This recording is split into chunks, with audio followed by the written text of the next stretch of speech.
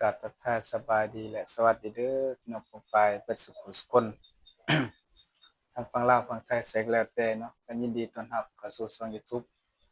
บ่าวสอนชัย Channel อีกแล้วเนาะมื้อนี้ก็ อยู่เฮือนพี่น้องเอา ลูกชายเนาะเอาลูกชายกกลูกชายกกกินนม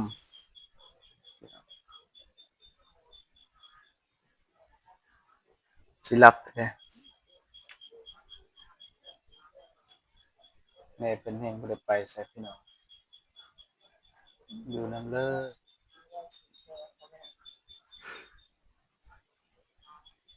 ฮ้อนบ่มีดังทุกจักบ่ได้กิน นี่ก็ผ่าใช่เกิดใส่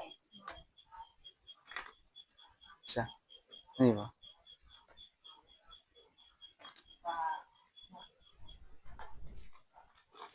ปลาเปียก อยากนมเลยนะ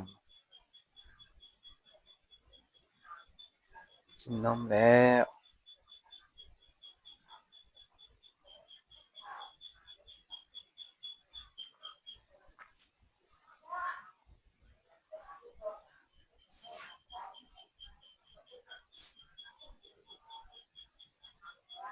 กำลังกินนม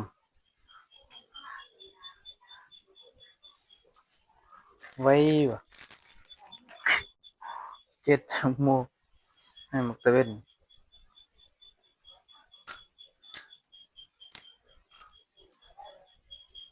กลางเว้นน่ะก็มาในเฮือนฮ้อนหลายเนาะกลางคืนจะออกนอก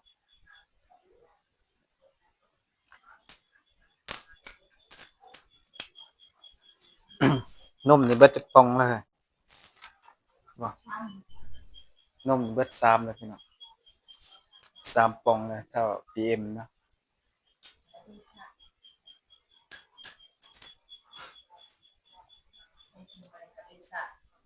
อืมใส่ได้2ได้ซ่านมนี่เบิด2ถุงนมผงเนาะแม่นบ่กินนมแม่เพิ่นแหน่พี่น้องกินนมแน่ๆเนาะเอามาเบิ่งมาส้มให้เด้อพี่น้องหาเงินซื้อนมให้ลูกก่อนปีกเขา อย่างขี้ร้ายก็กิบละพันเนาะกิบละพัน2,000มาเบิ่งตีนนะความขาวจินดอนขาวได้พอเนาะลูกขาวได้พอพี่น้อง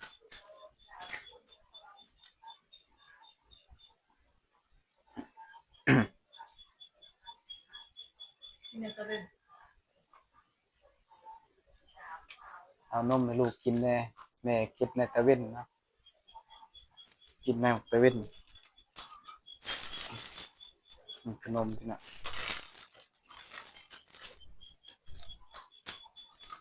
กินขนมก่อนอยากขนมก็หลาย2-3ถุงพี่น้องเป็นกำลังใจให้เด้อพี่น้องเอามาเบิ่งเอามาส้มให้เนาะหาเงินซื้อนมให้ลูกกินเออเบิดอีกละสำนูว่าซื่อๆเปลือกมันจะทิ่มซื่อๆ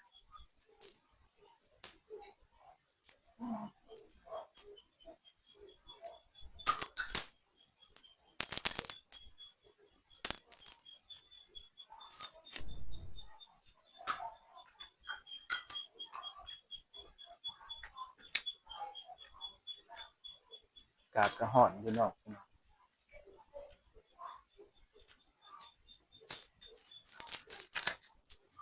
บ่มีมือจับนะ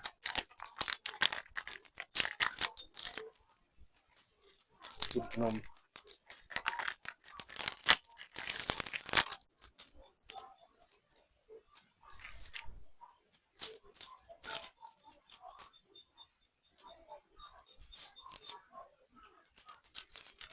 แกะบ่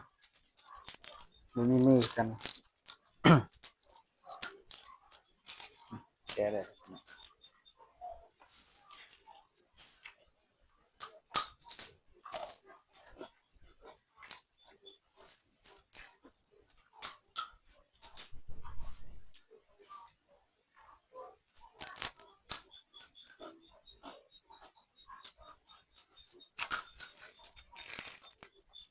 แม่ตะเว้น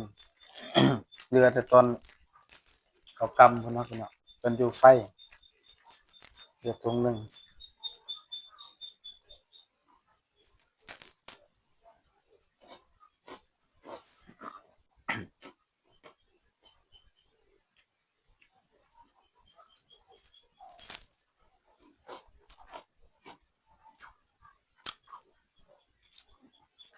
มีหยังหลายพี่น้องอัปเดต ลูกให้เบิ่งเนาะอัปเดตคนน้อยให้เบิ่ง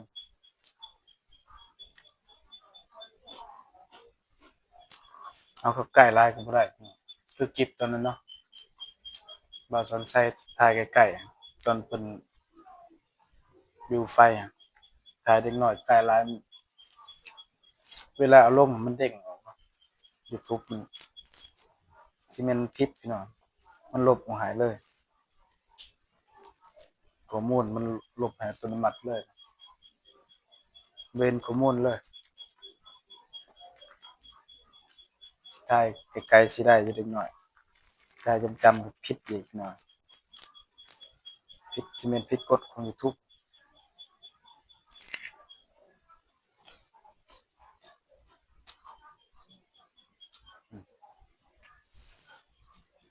นั่งเบิ่งลูกกินขนมไปนะ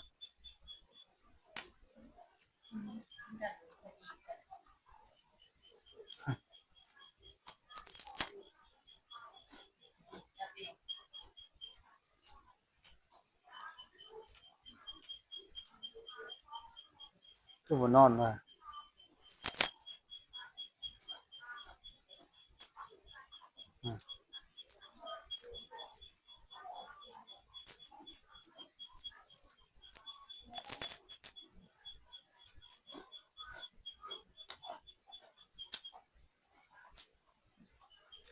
ไปเอามาขนมเนี่ย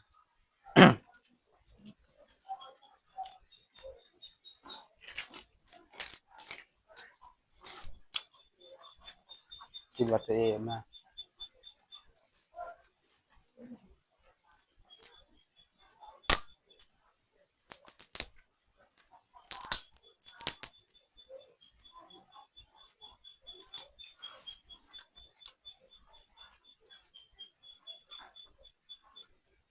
แปลงให้พี่น้อง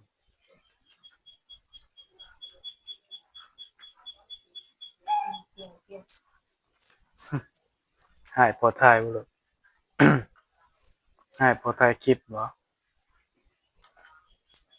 อืมให้พอถ่ายคลิปบ่อิ่มแล้ว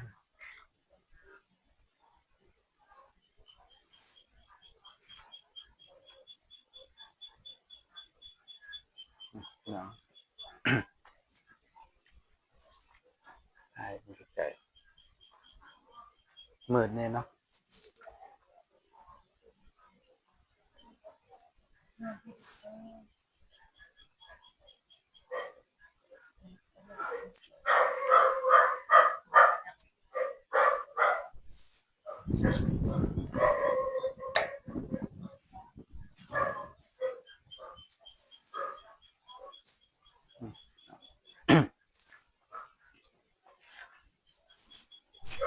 เฟซ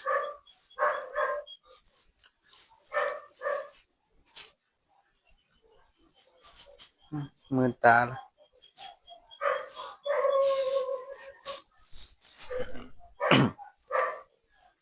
นอนบ่นอนจ้ะพี่น้องได้แล้วบ่20วันเลย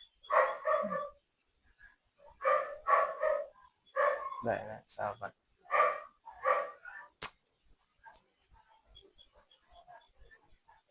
หาก็ได้ประมาณ20วันพี่น้อง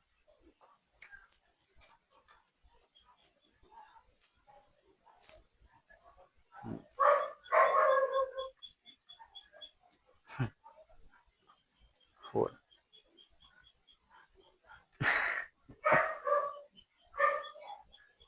ขี้ซบออกแล้วบ่ว่าขี้ซบแหลมๆ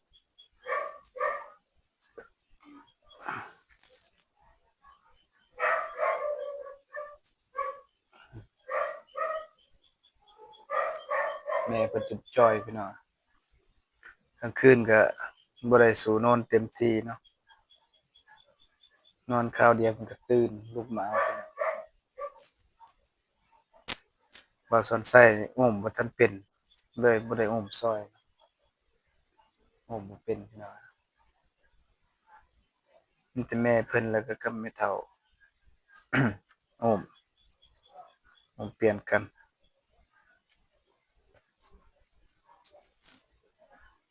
สำหรับคลิปนี้ก็ขอจบไว้ส่ำนี้ก่อนเด้อพี่น้องขอบอกขอบใจเนาะขอบคุญขอบคุณผู้ที่เข้ามาเบิ่งมาชมเอามาเป็นกำลังใจให้เนาะสุดท้ายนี้ก็ขอจบไว้ส่ำนี้พบกันในคลิปใหม่เนาะสบายดีและสวัสดีเด้อพี่น้องเบิดสุขสุขคน